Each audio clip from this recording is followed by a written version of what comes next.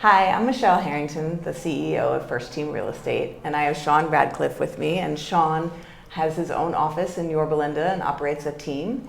And I thought it would be really interesting to kind of get Shaun's background, how he got into real estate, and what made him so successful, because he's one of our top teams in the company. And I want everybody to learn from Shaun. So give us a brief history of how you got into real estate, how long you've been in real estate, what was your journny? Yeah, so I got into real estate in 2013. I left the corporate world, and I remember looking at the Forbes, top 500 billionaires, and just really looking and said, so I wasn't, didn't inherit money. I'm not in tech. Real estate is where a lot of people make a lot of money, and so my ultimate goal would be to be a developer one day. But residential real estate was a nice entry level point. I was still working. I got my license, and then figured out either you do it part time you do it full time, or you don't do it at all. It's just not a part time business. So coming from that corporate world and having the background of putting structure and things in place, I quickly learned that you can do real estate at a very good level, but if you want to do it at a great level, you need to have other people with you. And so quickly I formed a team. My first team member, Brittany, was kind of by accident. You have multiple open houses, you can only be in one spot. And she helped, do that, and then figured out, okay, we gotta have some structure around this, because I think in the real estate world, there's a lot of teams out there, but there's not successful teams because accountability and expectation either from the team lead or from the agent. So that's kind of how I got into it, and then created a team and have gone through a few different markets, but really, on the, since 2013, the market's been appreciating. 2019 market kind of stalled out, but it's been a very fun journey, and I always think about it because running a team is not the easiest thing, but if you want to go far, go together. If you want to go fast, go alone. So that's been the start of the journey so far. Mm-hmm. So when you first decided, okay, I'm leaving my corporate job and I'm getting into real estate full time, did you start part time, or did you just go I quit, boom, I'm in real estate? Yeah, I tried to start part-time, but that didn't work. And so I basically said, hey, I have 6 months of savings, and with I've always been confident in myself. Whenever I put myself to do something, I feel like I can accomplish it. Obviously stepping from I was in a different world, but more in the construction side, so I understood the basics of real estate, but not the actual sales, contractual marketing of real estate. So I went cold turkey, and wow. And it took almost 6 months to get the first deal. And it was a sphere of influence, a buddy of mine who was buying his first home. And then after that, I remember, didn't have a CRM, and I had a bunch of sticky notes and people I would talk to. And I remember, if I could just do one transaction a month, it'll be great. And then you get that one, and it was if I could just do 2 transactions a month. And so the real estate bug got me, and it's and wanted to do more and more and help more and more people. How did you determine what area of real estate you were going to do? I know that people will decide, okay, I'm going to be a farmer, and I'm going to, this is how I'm going to operate my business, or I'm going to do sphere marketing, or I'm going to do social media marketing, or I'm going to buy leads. Right. What area did you decide to focus on, and how did you pick that? Well, I think by trial and experience, because I did exactly what you're talking about. There was a company called SmartZip where I, bought an area and sent mailers out. I've never done, the true online leads, but I've done a bunch of different things that we're trying to get leads. What I figured out is that I want to work with people that know, like, and trust me. I want people that, see the same way I do. So through the filtering process of being able to, work sphere of influence, past clients, of course we do farm, because I think that's helpful when you're the knowledge expert in that area. But 70% of our business comes from our sphere of influence, our past clients, their referrals. And those are usually the best, because those people are really sticky, but those are people that really want our help. And so it's not as much about, different action. There's not as much pushback, and there's a lot of trust. So that's really where I came up with that, is that once I started working with those type of people, I'm like, how do I get more of them? How do you get more of them? Because a lot of people, I know when I came out and got into real estate, I came out from New Jersey, so I knew nobody out here. So if sphere marketing was my marketing, I probably would have been broke. So how do you, if you pick sphere marketing, how do you increase that sphere? Yeah, so we look at it a couple different ways. Is that we track everything. So we do 4 client appreciation events. 4 events. Some of them are client based, and some of them are kind of sphere and neighborhood based.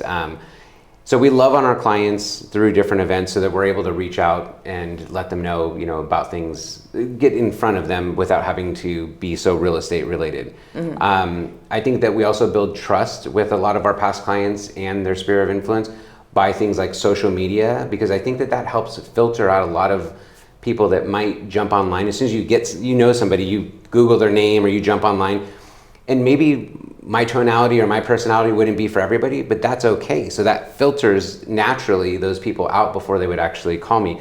Or it builds up the fact of like, hey, I know Shaun, I can see his family, I can see his team, and those are the people that I can relate with. So definitely a social media presence, a community involvement, and sphere of influence, giving back as far as, whether it's our pumpkin pie event or our brewery event.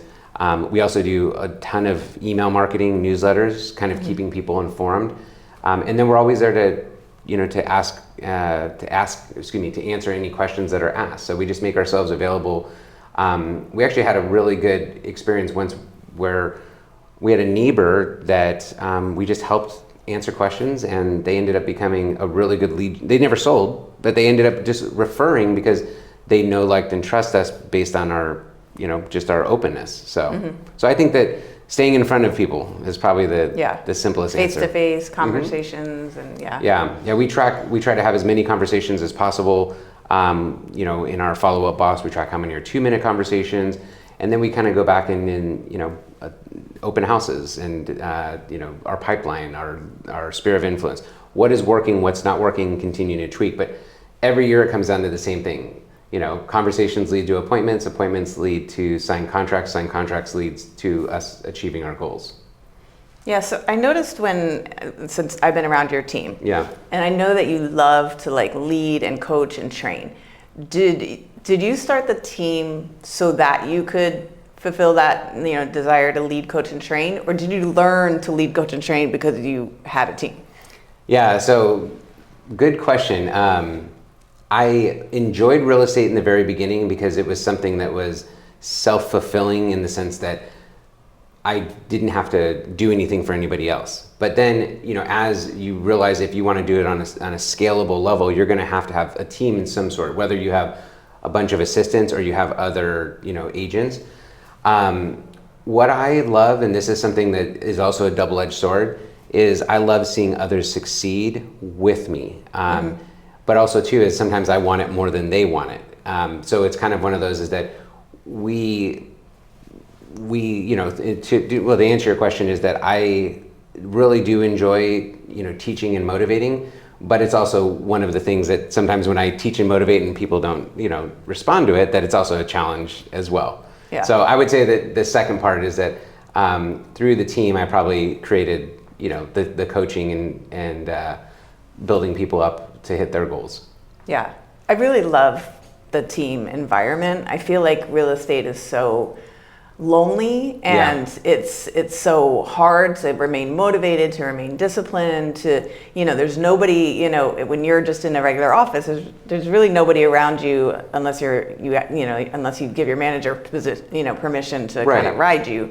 There's nobody around you that's going to be holding you accountable. So I love the team environment where there's people, it's a close group, it's a small group, they care about you, and they're really going to push you. And I think it's such a great avenue, especially for either younger agents, newer agents, or agents that just they just need a kick in the butt and they just don't want to do it on their own. Well, I can think of 2 scenarios like what you're talking about is that in real estate, we know that you only get busy when you go on vacation, but that's not really a great way to live. So we have people that take 10 days off at a time, and they know that customer experience is not going to change because they have that value, that the team to fall back on, whether it's our operations or myself to help them with the transaction.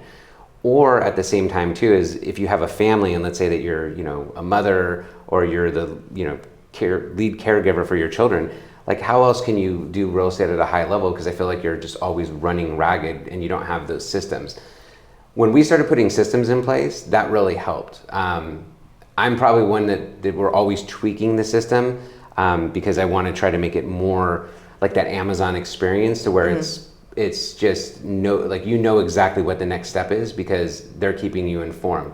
And that's difficult because there's a lot of steps in real estate. And then also too is everybody's level of technology or communication is different. So some people are phone calls, some people like an email, some people, you know, only want to talk to you via text. So yeah, I think the team atmosphere also pushes me too, because there's definitely days that I wake up and it's like, I would rather just not do something, but I know that we have an 8:45 check-in call and I need to be on that, camera on. So that means I got to be at the office and be ready. And so is that every day? Tuesday through Friday, we do an 8:45 to 9 o'clock check-in call, and on Mondays at 9 a.m. we have our in-person meeting. Oh, I love it. Yeah, so it's accountability Monday through Friday, and then obviously weekends we're trying to do open houses. I'm still trying to get my team to understand, it's like if you really, really want a door knock, go on a Saturday. You know people are home, you know, or make phone calls on Saturdays. But yeah, so our accountability level is high. And do you feel like that takes away from your business? Do you feel like running this like hurts your personal business, or you feel like it helps it?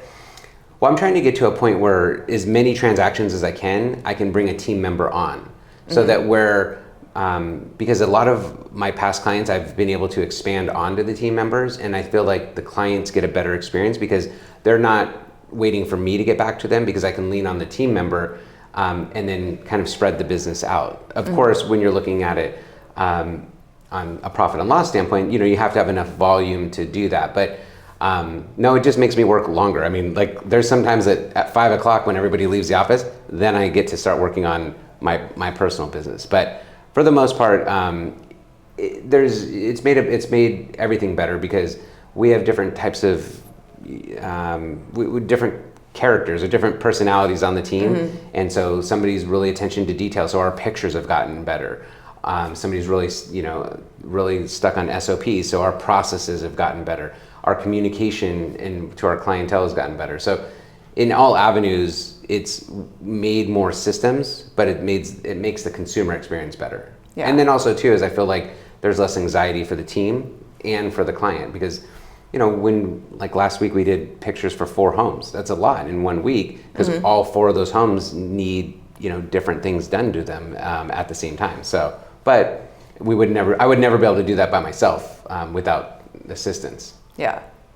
So there's a lot of people that are interested in starting teams, but they feel like unless they are an online lead generator, they can't do it. What do you say to those people? Yeah, I mean that's every time that I meet somebody that wants to come on a team, they say, "What do you give me?" So the way our team is structured is that my goal is to double their production. So if they were doing 2 to 4 transactions, we want them doing, you know, 4 to 8 transactions. So that way that there's nothing ever being taken away from them.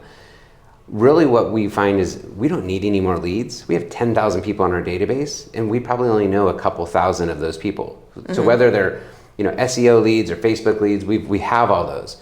The people that transact are the people that know, like, and trust us. So we as a team want to build on that and want to take their database and the people that they know and to expand on them, so that, you know, let's say that your neighbor, you know, knows you're in real estate, but has never received an equity report, or has never looked at their title, or has questions about what would be the best remodel.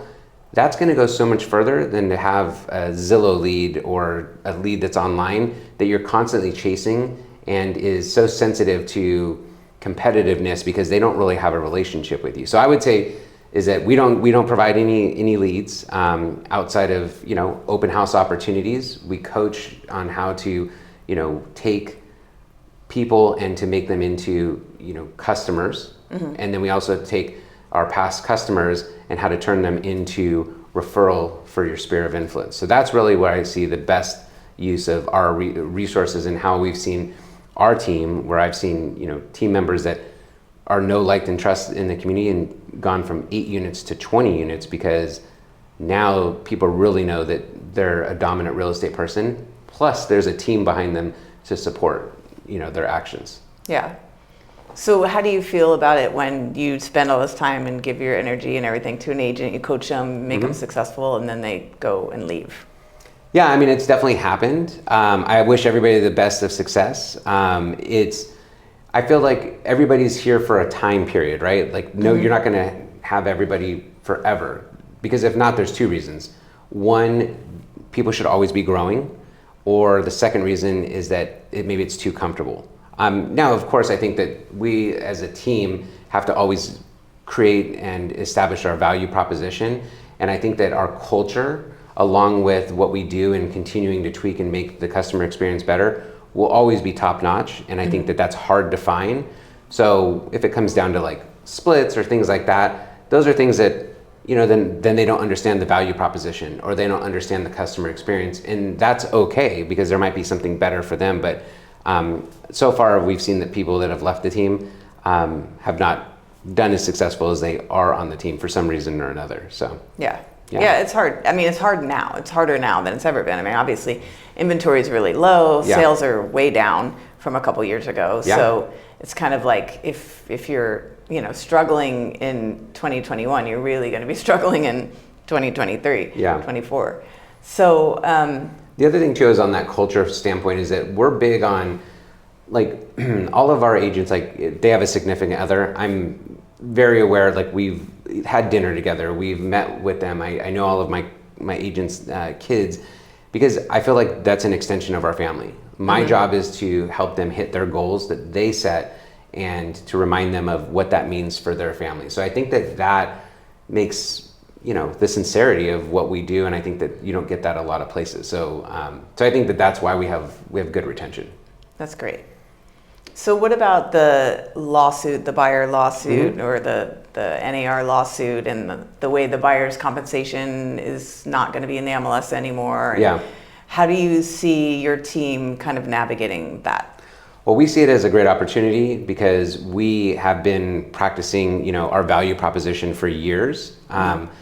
And at the same time too, is we don't want to work with everybody. We want to work with the people that want to work with us. So I think when we're looking at the buyer broker agreement, we're looking at it wrong, in the sense of that it's really an expectation that we're telling our clients, this is what you're going to expect from us. And if I was to get a quote from a handyman, and he was just to give it to me verbally, rather than write it down and tell me this is what you expect the cost to be, I would much rather go with the person that's going to write it down, rather than the person that's going to be verbal. So I think that what we're doing is we just need to flip it around and say, we're putting down our expectations to the people that want to work with us on what they can expect from us, and all we're asking for them is to acknowledge that we're writing down that, and that they agree that they can hold us to that standard. So I think that when we flip it around like that and we look at it, there's a great expectation, a great opportunity of what's gonna be in the marketplace. And like any market, is that the strong are going to get stronger, and unfortunately there's probably going to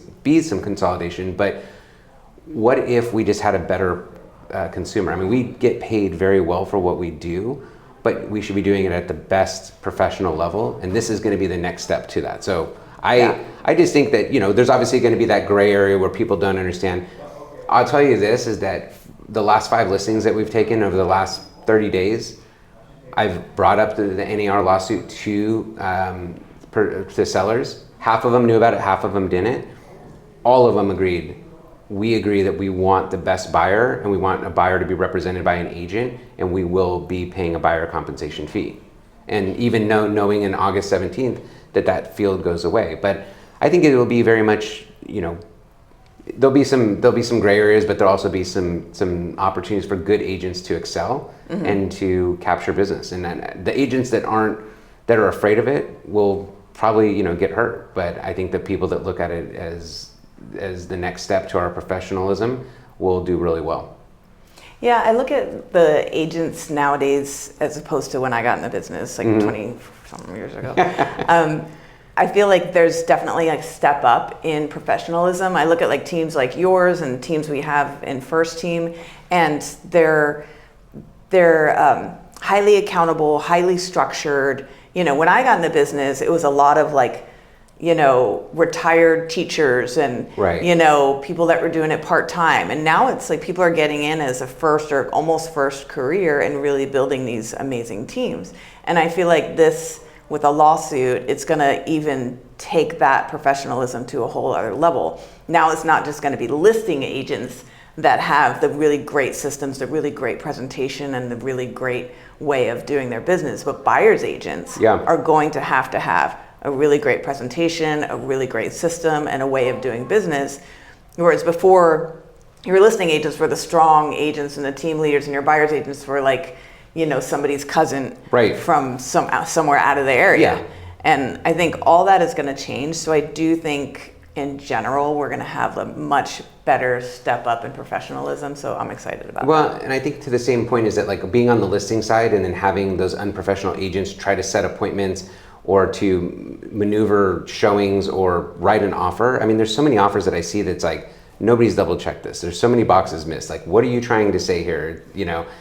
And so if a buyer's agent can do the job correctly, it's going to be less work for the listing agent. Now, I do think that there's going to have to be some strength on the listing side because, I don't want to take a listing and only have just my commission. But if that's what the seller wants to do, then I need to go back and present why we want to have a compensation for the buyer's agent and what that value brings, because I want the best agents to represent the best buyers, and they should get paid fairly. But it's our job as listing agents to explain that. I mean, but it's ultimately always been negotiable. It's just all we're doing is showing that you can negotiate. But I've had sellers for years negotiate, different fees. And what it always comes down to is I think that the better you can present something and take the anxiety out of it, the more that you can build trust, the better the outcome. There's been so many times that we've listed a home based on a list price that we decided as far as, this is what we think is a good number. And at the end, the seller has netted more money than they ever thought. And they thanked us. And my comment back is, thank you for trusting me because you might move every 7, 10, 15 years. We do this weekly. So just having that trust, I think that's going to create a better agency and, better reputation for the industry. I think that's really what needs to happen. Yeah, I agree with that.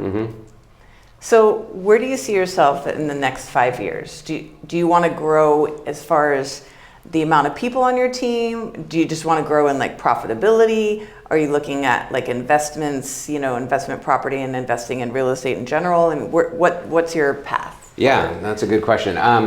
So as far as on the team side, we always wanted to grow within sustainability. The culture is and protect the culture. Our growth path is that how can we continue with our volume minimum for each team member? Because we like to run in a pack, and obviously you have to have the lower person and the highest person, but I want to make sure that pack is tight. So ideally would be to double our size in agent count, but also hopefully take and triple our volume size so that we have more successful agents doing higher volume. Some of that's going to be from units, but then some of that's also going to be increasing our price point. So we would really like to increase the price point so that we maybe less wear and tear on the machine. But be able to serve a higher clientele, which I think really matches who we are and what our systems are. People that want that ultra level of professionalism in the next step. As far as what I'd really love to see is we have, a couple people on the team that are younger. I'd love to see them buy their first home. I'd love to see, us be able to purchase properties, together in some fashion of where we could create some sort of, wealth building. But ultimately, I think what I'd love to see is each year our agents put down their goals and to hit those goals, because I think we put pretty lofty goals out there. And if they can hit those, then financially, I know that's how they back into it, then they'll be able to accomplish some of that. Personally, I'd love to, own a couple pieces of commercial real estate, just because I like triple net rather than tenants and things like that.